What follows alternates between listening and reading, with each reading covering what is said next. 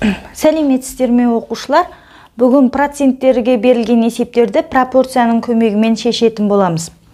Яғни 5 сыныпта біз пайыздың есептерін шығаруды білетінбіз. Енді соны пропорцияның көмегімен шығаруды үйренеміз. Бірінші, мен кітаптың ішінен алатын болам, яғни берілген санның процентін табуды біз үйренгенбіз. Соны пропорцияның көмегімен керек. Мұнда айтады, қарбыз массасының 98% су, 5 килограмм қарбызда қанша су бар дейді.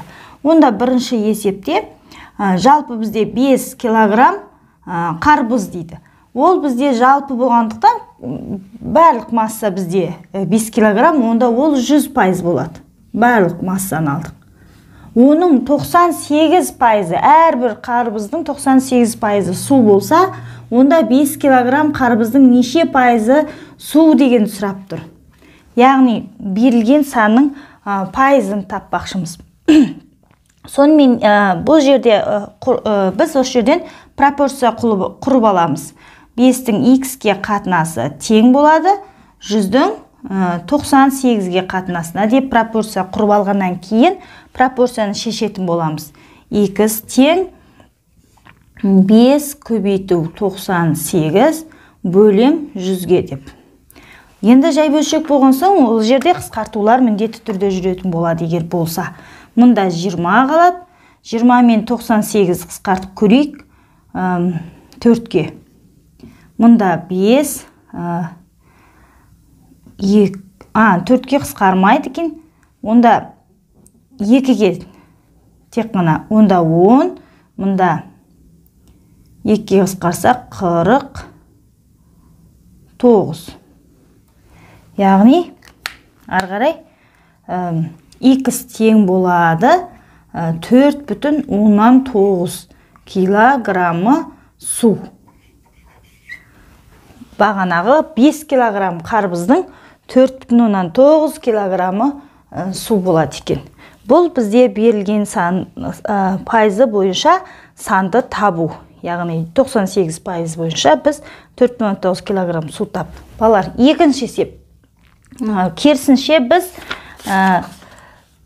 пропорцияны пайдаланып проценті бойынша санды табуды үйренетін боламыз. Яғни саяхатшылар түске дейін 64 километр қашықтыққа жүрді. Бұл жалпы межеленген жолдың 20%-дай дейді. Сұрап тұр бізге жалпы жол қанша километр деп. Ондай болса біз жалпы жолды білмейміз. Жалпы жол ол бізде 100% болады. Ал түске дейінгі жүрген жолы 64 километр. Ол жалпы жолдың 20%-ін дейді. Міне, сәйкесінше есеп шартын құрып алдық. Енді пропорция құрамыз. X-тің 64-ге қатынасы тең болады 100-дің 20-ға қатынасына. Деп пропорцияны шешеміз. 64 көбейту 100 бөлу 20 деп. Енді қысқартулар кетеді. Деп тастағаннан кейін 2 мен 64-ті қысқартайық, 10-ға теспейік. Себебі санды 10-ға көбейткен оңай болады. 1, мұнда 3, 2, 32. Сонда x тең 320 километр. Яғни, жалпы жол бізде 320 километр екен. Яғни біз проценті бойынша санды тауып алдық. Жалпы жүруге тиісті жол 320 километр екен. Үшінші есеп қарастырамыз. Ол екі санның проценттік қатынасын табуға берілген есеп. Яғни қарбыздың жерге себілген тұқымы 160 дейді. Жалпы 160 тұқым себілген жалпысы. Онда ол 100% болады. Соның өніп шыққаны 144. 144 тұқым өніп шықты. Яғни, оның өнімділігін тап дейді. Өнімділігі неше пайыз дейді. Міне бұл проценттік қатынасқа берілген есеп болады. Яғни, біз табу керекпіз пайызды. Санды таппаймыз, пайызды табамыз. Сәйкесінше.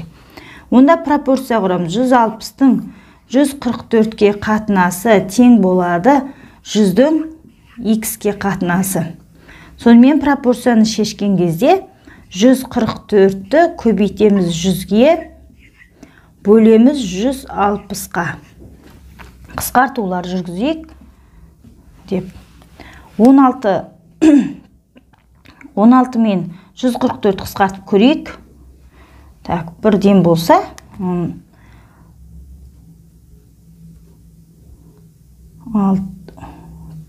9-дан 9 болады.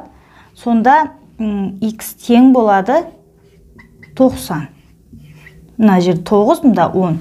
Яғни 90 пайызы өнген тұқымның өнімділігі. Яғни 160-тың 144 өніп шықты деген сөз. Бұл қарбыз тұқымының өнімділігі 90 пайыз деген сөз. Яғни пайыздық қатынасын тауып алдық.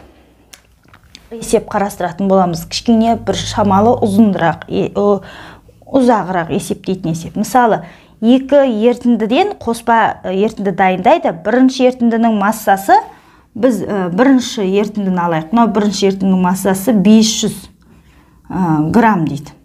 Ал екінші ертіндіні мына жаққа жазып қойын. Екінші ертіндінің массасы 300 грамм.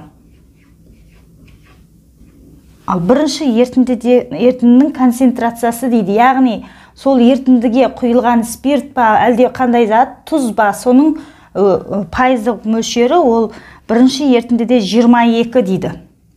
Бірінші ертіндінің өзін 100% деп алсақ, оның 22% жаңағы ертіндіге қосылған тұз, спирт сияқты қоспа заттың пайыздық мөлшері. Бірақ ол неше грамм екенін білмейміз.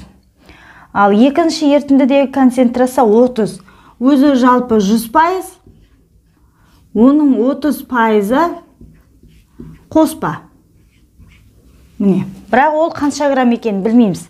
Ал есептің соңында айтады, осы екі ертіндіден даярланған қоспа ертіндінің концентрациясы неше дейді. Екі ертіндіні қосқан кездегі ондағы жаңағы құрамындағы спирттің мөлшері, пайыздық мөлшері қанша, соны сұрап тұр екен.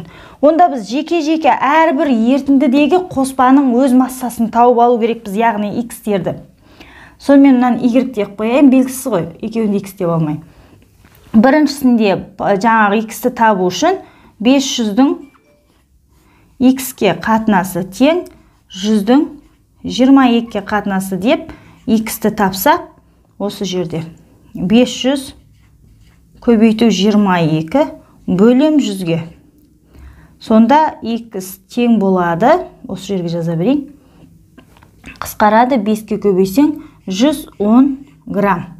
Яғни осы 500 грамм ертіндідегі спирт, ол 110 грамм екен. Келесі, мына жердегі y-ті табу үшін 300-дің y-ке қатынасы тең 100-дің 30-ға қатынасы. Ал y-ті табу үшін мен 300-ді 30-ға көбейтем, 100-ге бөлем. Сол кезде 90 грамм шығады екен. Ол жердегі ертінді 90 грамм. Енді бізге айтады, осы екі ертіндіні қосамыз, бір-біріне араластырамыз. Сол кездегі оның құрамындағы жаңағы спирт па, қоспа заттың қанша пайызын ұстайды екі ертіндінің қоспасындағы. Соны көреміз. Онда не істейміз? Үшінші, біз екі ертіндіні қосамыз. Онда оның массалары қосылады. 500-ге 300-ді қосамыз. Яғни 500 қосу 300. Ол бізде жалпы масса, ол 100%-ді береді. Ал онда ертіндіні қосатын болсақ, оның құрамдағы спирттардың да мөлшері массасы өзгеріп кетпейді. Яғни мына ертіндіде 100 грамм болатын, 110 грамм болатынды спирт, мына жерде 90. Сол екеуінің массасы тағы қосылады деген сөз. 110-ға қосамыз 90-ды. Дәл сол уақытта осы спирттің жалпы ертіндіден алатын массалық үлесі x білмейміз. Бізге соны тап деп тұр. Ондай болса пропорция құрамыз, екеуін қоссақ 800, оның екеуін қоссақ 200-ге қатынасы тең болады 100-дің x-ке қатынасы деп пропорция құрып алғаннан кейін ары қарай пропорцияны шешетін боламыз. Мына жерге жазайын, x тең 200 көбейту 100 бөлем 800-ге. Деп алып, x тең 800 бен 100 қысқарып кетеді. Осы жерде нөлдерін алып тастай салайын.